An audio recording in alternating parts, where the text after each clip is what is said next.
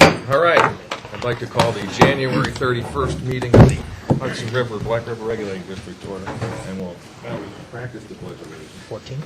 Pledge allegiance to the flag of the United States of America and to the republic for which it stands, one nation, under God, indivisible, with liberty and justice for all. Good. Now a roll call. David Bergstresser. Here. Michael Astafan. Excused. Albert Hayes. Here. Thomas Stover. Here. Mark Finkel. Here. Michael Clark. Here. Robert Leslie. Here. Robert Fultan. Here. John Hudson. Here. Carol Wright. Excused. Richard Ferrara. Here. Mr. Chairman. Thank you. All right, need a motion to adopt or revise the meeting agenda. Need a motion to strike item 8. Is that a separate motion or just part of it? Be part of the motion to revise the agenda, I'll make that motion. that we strike the apportionment modification. Yes. I'll Okay. second it. I have a No, motion and it's second to Mr. strike, Finkel and Mr. Stover. the apportionment modification from the agenda today. Gotcha. All right, all in favor? Aye. Opposed? So moved. Thank you. Any guests that would like to speak? Thank you. Nope, I know there were no guests, no public comment. Thank you. All right, I need a motion to approve the December 11th regular board minute meetings. I make that motion. I have a question. In those board minute meetings, it's stated that our meeting was going to be January 23rd. Do we need to change that in the minutes or No, not? that's what it was at the That's what we time. said at the time. Right. All right, that's all I know. All right, So Mr. Hayes, Made that First. motion. a second. Oh, second it? Mr. Finkel. I wasn't there. Okay, all in favor? Aye. Opposed? So moved. All right, let's go with the report of the executive director. Thank you, Mr. Chairman. In the board package on page 11, you'll find my report. You'll also find that it's not very lengthy. I had come to the meeting with the hopes of giving a detailed, long, drawn-out report to the board and the public, but I really can't. The last 2 months, essentially 2 months since our last meeting, Whoa. have been, my time has been occupied almost exclusively in dealing with the Hudson River apportionment with staff in particular, and that has occupied more than the lion's share of my time. Aside from that, I would be happy to take any questions. And speak in detail on anything. Anybody have any questions for? No, I don't have any. I've been in contact with you plenty. Question. Doing a good job. Yeah, very good job. Nice job. Okay. We have a contract to deal with? Who wants to explain that?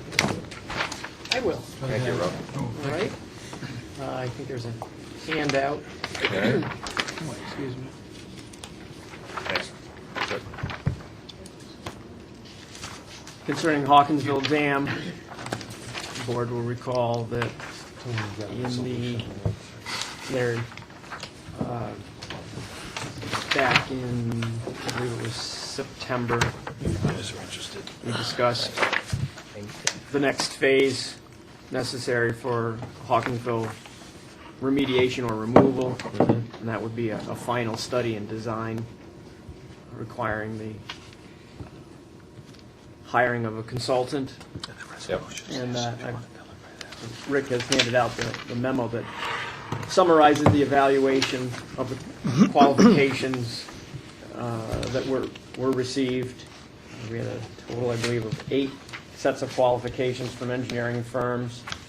Excuse me. We had, over the last couple of months, finished our evaluation of those and scored each by an evaluation team, myself and our operations engineer, according to the request for qualification.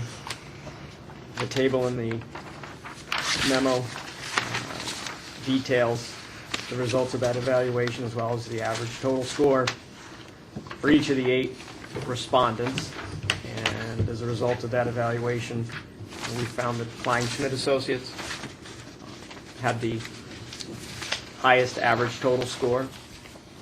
And therefore, the evaluation team recommends conditionally awarding the work to Klein-Schmidt Associates and seeks board acceptance of the evaluation team's recommendation and authorization to request the scope of work and a fee proposal from Klein-Schmidt Associates.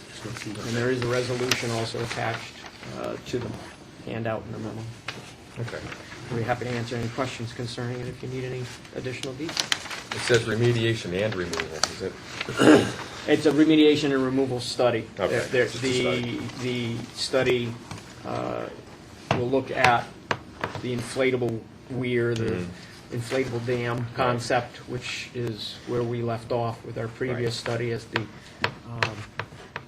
what we felt was the best opportunity to bring the spillway in the dam up to state regulations with regard to discharge capacity. Right. And then obviously the alternative to making any possibly costly remediation would be the removal. And that in and of itself could potentially be a costly alternative. So we're pursuing both of those with the final study. Okay. All right, so I need a motion to award the work to perform the Hawkinsville Dam remediation removal final study and design to the Klein-Schmidt Associates. I'm sorry, this is not for the work, it's for, This is just for the study. so the- well, for the Engineering- proposal, engineering- they gotta give us a, there's no we have to No, come back and no, vote they on. will- So do you just need our okay, or do you need a motion? Well, I believe it was established as a resolution. not Right, for there's the a work. resolution Resolution in the, to award We're inviting on them the to last give us a page. bid. because it is part of the procurement We're process. inviting them to give us a bid. And they're going to give us a price as Right. well as a final scope of Okay. work. Yeah, So that's all you need? yeah.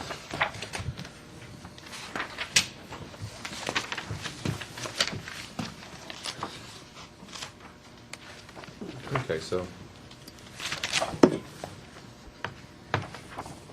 you just need our blessing? Yes. Need a motion to advance the resolution and a vote on the resolution. Both? Two separate? Well, no, it's one resolution passed in the normal course of business. Okay.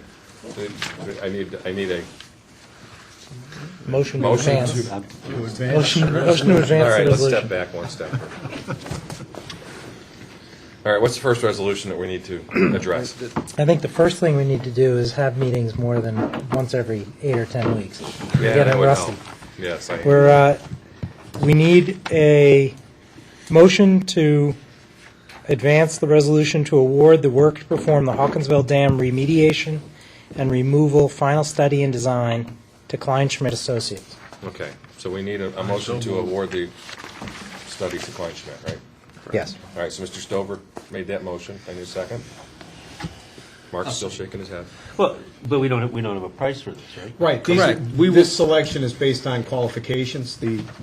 We will negotiate. Once the board approves Oh, okay. Then they're going to that we award, then we will negotiate a contract, we will And then come we have back to to the vote on the board. amount actually when we get it. Correct. Yeah. Got it. Fine. So right now, I'm on board. Okay. this is just to award the... Okay, To the most qualified firm. Stover Hayes. I'll second it. Okay, so I have a motion and second. Any other questions? So, I'm still confused a little bit. But that's fine. All right, so all in favor? Aye. All right. Opposed? All right, so approach Klein-Schmidt. them to give us a price. so upon, now that So upon the their board is- acceptance, then... we will Proposed negotiate fee with Klein-Schmidt, if we cannot come to agreement with Klein-Schmidt, we will go to the next qualified firm. Got it. All right, now that we stumbled through that. Thank you. Where was I? All right, so that was the contract. General counsel report. Mr. Leslie, I suppose, your report next? Yeah, my report is on, I think, page 13. First thing is, I'd note that the judgments in favor of Fulton and Hamilton counties for $1.6 million and $119,000 respectively are still outstanding. Okay. Judge Teresi of the Albany County Supreme Court has ruled in the Northern Electric and South Glens Falls case, more popularly known as the Borlex case. In that case, he ruled against us. As characterized by the AG's office, this is pretty much a decisive win for those plaintiffs. Nonetheless, the assigned Attorney General has commenced his internal process to appeal that decision. Thank you. I would note that this decision, with this decision, we have now suffered our second negative decision regarding the Headwater benefits refund issue. We now face judgments totaling $3,244,000 plus interest at 9%.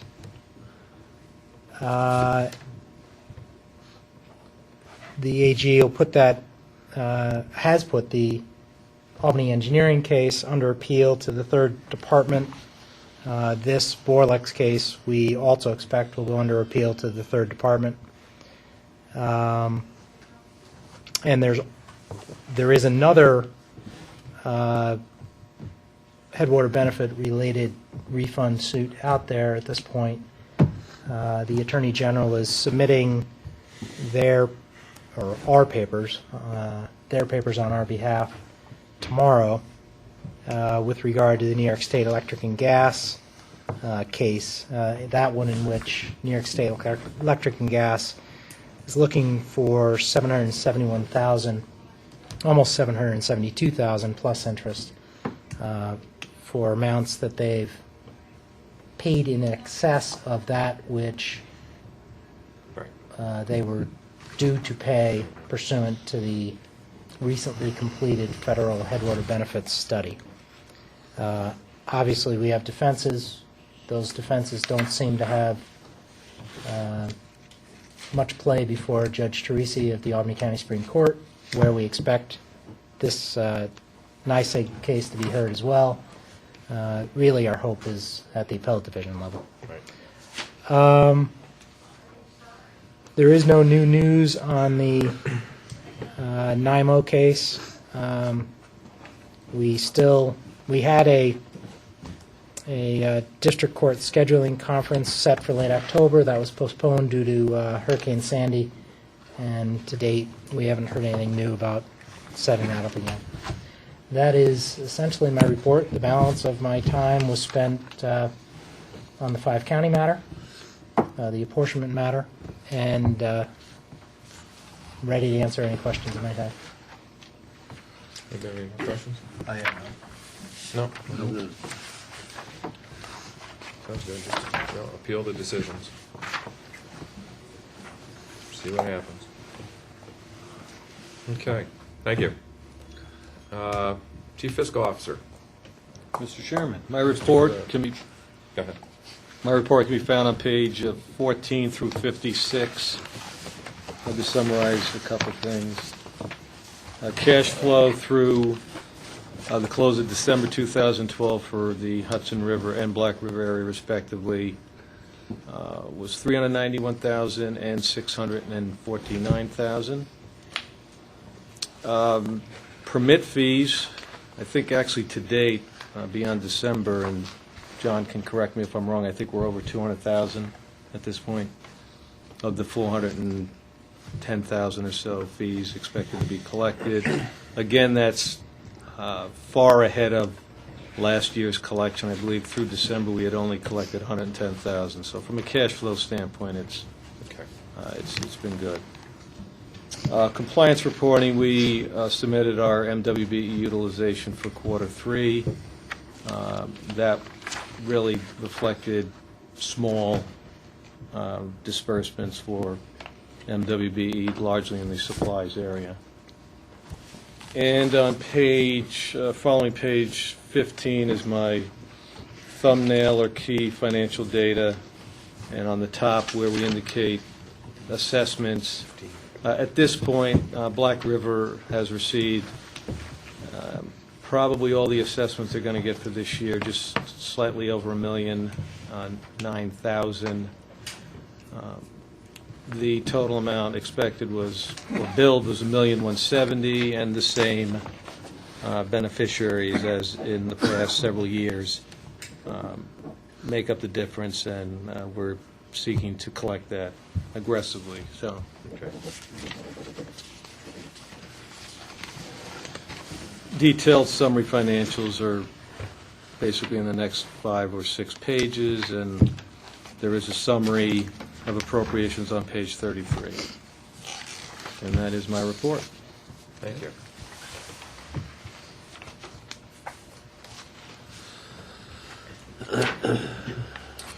Okay. Any questions? Thanks. Good job. Okay. Mr.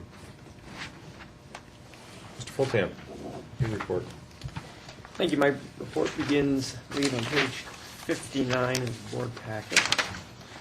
57, sorry. Summarizes the entire month of December. We had above average precip both in the Hudson and the Black River area. And as a result, in the Sacandaga and the Hudson, we had above average inflow and above average, closer to average release at Indian Lake. In Stillwater, we had slightly below average monthly inflow, and also the same was the case on the release, as we still trying to recover from a fairly dry summer and fall at Stillwater, and we were below target, still below target. The graphs that are included at the end are nice summaries now of showing operation throughout the year at the end of my report, and reflect that little bit of a bump at Great Sacandaga Lake and Indian Lake as a result of the above average December precip. And as is typically the case with the smaller reservoirs, Six Lake and Old Forge, we tracked fairly closely to our targets throughout the year and through to the end of the year. January, so far, or through yesterday, I should say, certainly had above average water content in our snow pack, and that now is expected to, at least a good portion of it is expected to come into our reservoirs in both the Hudson and Black River area, and we will see. As of this morning, we had. As of about 6 or 7 o'clock this morning, an average inflow of about 5,000 CFS to the Great Sacandaga Lake. And there's expectation that will increase quite a bit, so we could expect Great Sacandaga to come up a few feet, possibly, as much as 3.5 feet over the course of the next week. What's that do to the ice? It will. Well, Someone pull it who away from recreates shore? on it a lot more could probably answer that better than I could, but I certainly would suspect it could make it a little bit unstable, loosen up the edges, Okay. as I understand, because it's going to shift as that water rises. In the case of Stillwater, it should make up that deficit that we've been running for some time, and hopefully get us pretty close to the target. We're still about 2.5, 3 feet below target, I believe, at Stillwater. Yeah. Yeah, about 2.5 feet. So I expect most of that deficit to disappear as a result of the additional inflow from the rain and the snow melt. So, Yeah. but, So we probably should keep that ice warning posted. it I think certainly makes sense throughout the winter, all the time, to keep some kind of notice, letting folks know that Mhm. shifting elevations could change those ice conditions. Yeah. Okay. I'll be happy to take any questions if there are any. That was mine. Okay. Any other questions? Thank you. Well, Hudson, is the Hudson River area? My report starts on page 91. As weather permits, we're still out doing erosion repair around the lake, using our tractor and backhoe, using existing rock. Staff participated in Indian Lake and Great Sacandaga Lake EAP training conducted by our operations engineer. And Sue and Stephanie have taken on a monumental task of converting the alphabetical permit filing system to a numerical system, Really? which in the long run is going to make it a lot easier because all of our filing will be under a permit number instead of 5 or 6 files with correspondence and permit renewals and work applications are spread out all over the offices. It's quite an undertaking, but it's really going to work out for us in the long run. It's not the Dewey Decimal System. No. Well, that would make sense because with changes to ownership and The permit number stays the Yeah, same, permit number so stays the same. that history will all be in that file from every permit. that's good.